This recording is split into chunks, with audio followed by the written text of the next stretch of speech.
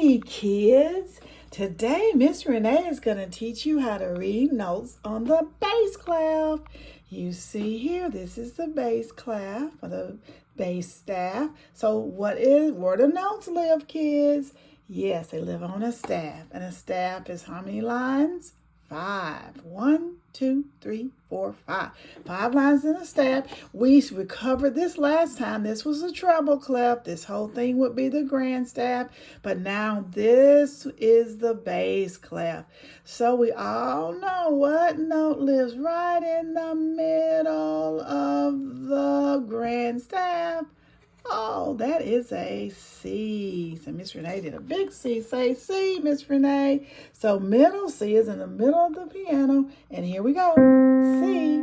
So we know when we read notes, you either have line notes or space notes. So what's a line note? A line note is a note that's right on the line, okay? I'm going to put it down here out of the way so I want to demonstrate that's the line. That's line 1. That's line 2. That's line 3. That's line 4. That's line 5. Yes. So we know we have something called a landmark note. Say landmark. Yes.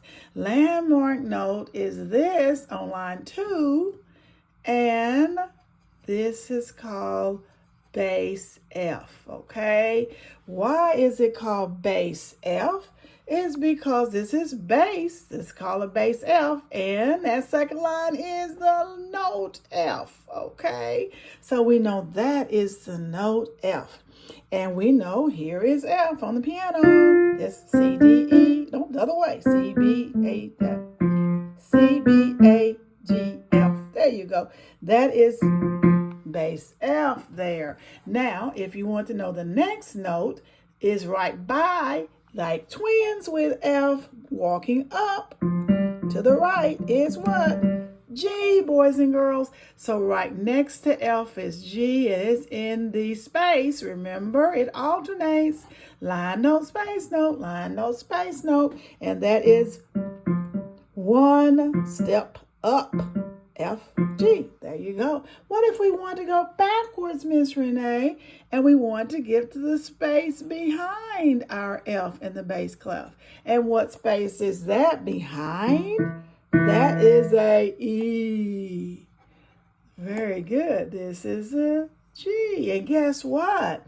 If you look at those two space notes, what did I tell you last time?